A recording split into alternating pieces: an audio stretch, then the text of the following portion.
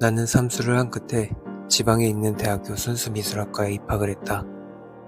그저 내 실기 실력과 수능 점수에 맞춰서 화가의 꿈은 1도 없던 나는 별다른 생각 없이 입학을 했다. 그리고 졸업을 했다. 남들이 취업을 한다기에 나도 취업 준비를 했다. 나는 나름 준비를 했다지만 나를 뽑아줄 회사는 그 어디에도 없었다. 그러던 중 정말 감사하게도 작은 중소기업에서 면접을 보자고 해주셨고 내 나이 만 29세 첫 취업에 성공을 했다. 초봉 2,400만원. 남들은 어떻게 생각하던 나는 너무 행복했다. 스크린 골프 그래픽 만들던 나의 회사는 작은 회사였지만 근무 환경, 상사분들 너무 좋았다. 3년 동안 회사를 다니면서 내 밑에 직원이 더 이상 들어오지 않아 계속 막내 생활을 했지만 나는 불만이 없었다.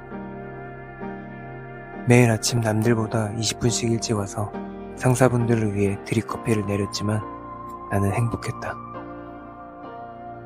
그런데 이 행복은 길게 가지 않았다. 회사의 사정은 점점 안 좋아졌고 한 명이 공고사직을 당하는 일이 생겼다. 그분의 나이 48세. 나는 그날 18년 뒤 나의 미래를 보았다.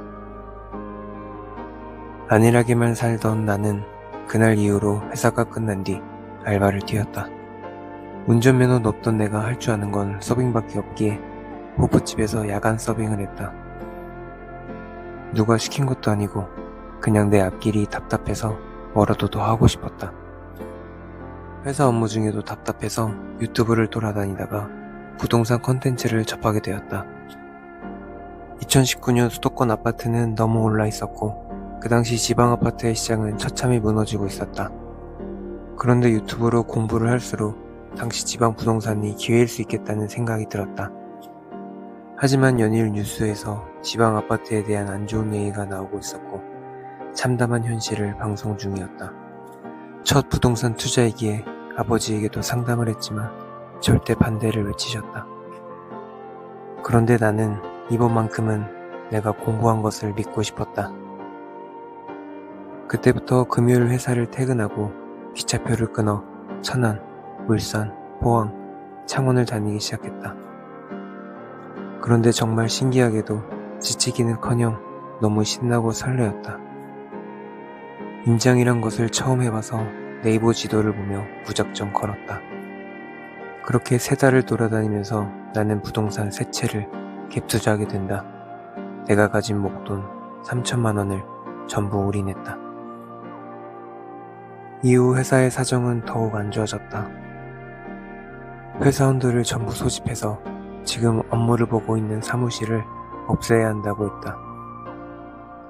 각자 집에 가서 재택근무를 해야 할지도 모른다는 것이었다. 다행히 사무실을 없애는 일은 일어나지 않았지만 이날 나의 상사들에게서 처음 보는 불안과 좌절의 표정을 보았다. 그날 나는 결심했다. 퇴사하기로. 이상하게 들릴지 모르겠지만 내가 퇴사하지 않으면 다른 누군가가 또 권고사직을 당할 것 같아 불안했다. 가장 저렴한 임금을 받는 나 대신 분명 누군가가 나갈 것 같았다. 나를 제외한 모든 직원들이 10년 이상을 가족같이 서로를 믿고 의지하는 보기 좋은 회사였다. 이 무렵 투자한 아파트도 조금씩 오르기 시작했고 신사임당 유튜브를 보며 스마트 스토어에도 관심이 있던 찰나 꽤 아름다운 이별의 이유가 생긴 것 같다. 그래서 곧 나는 2020년 5월 28일 사직서를 제출한다. 누군가는 나에게 이렇게 말할 것이다.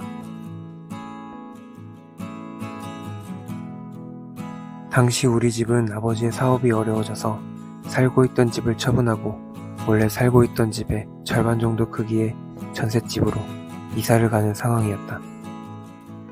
사실 이런 상황들이기에 나는 퇴사가 쉬웠다. 벼랑 끝에 있던 나는 선택이 쉬웠다. 그 당시에는 내 상황들이 너무 힘들었지만 지금 생각하니 나의 선택을 뒷받침해주는 힘이 된 것 같다. 누군가 슬퍼하지 않았으면 좋겠다. 퇴사 후 6년째 열애 중이던 여자친구와 스마트 스토어 사업을 시작했다. 회사를 다니며 내가 가진 유일한 취미이자 보물 1호인 고가 자전거를 팔아 100만 원을 마련하고 이것을 미천으로 사업을 시작했다. 그런데 창업 후 다음날 첫 사업을 축하한다며 마케팅 지원 사업에 당첨이 되었다는 전화가 왔다. 아주 저렴한 특별 혜택가에 광고 지원을 해주겠다는 전화였다. 나에게 행운이 따른다는 생각에 덜컥 계약을 했고 2주가 지나서야 이건 흔히 당하는 광고 사기라는 것을 알았다. 엄연히 말하면 사기는 아니다. 그들은 나름 해줄 수 있는 것들을 대충은 해줬다. 환불을 요청했지만 시간이 많이 지났고 혜택가이기에 20%만 환불이 가능하다고 했다. 나와 여자친구는 그 회사에 찾아가 처절히 싸웠고 그나마 50% 환불을 받는 것에 만족을 하며 이 일을 끝냈다.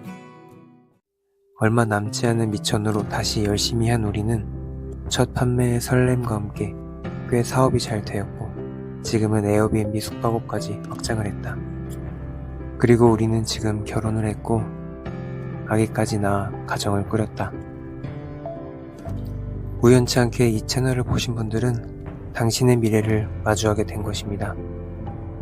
우리는 자이든 타이든 발가벗은 채로 자본주의 시장에 나올 수밖에 없는 시기가 옵니다. 30대에 나오던지 60대에 나오던지 여러분은 제가 겪어야 할 것을, 제가 하고 있는 것들을 하게 될 겁니다. 제가 이 채널에서 하고자 하는 것들을 불쌍히 가엾게 봐주시되 그 일이 곧 여러분의 미래임을 알고 봐주시기 바랍니다.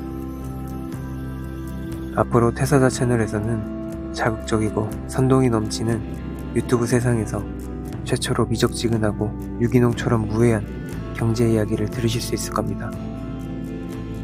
왜냐하면 저는 100억대 부자도 건물이 있는 건물주도 아닌 평범하게 주식, 부동산, 사업을 하고 있는 자본주의 정글 속 퇴사자이기 때문이죠. 주식, 비트코인, 부동산 등 투자 이야기를 다루겠지만 제가 전문가가 아니기 때문에 추천이나 전문적인 이야기를 다루지는 않습니다. 자본주의 정글에서 살아남고자 제가 어떻게 투자하는지 직접 보여드리는 소소한 채널이 될 예정입니다. 또한 제가 하고 있는 사업인 에어비앤비 역시 다룰 예정이며 저의 특기인 셀프 인테리어에 대해서도 다루겠습니다.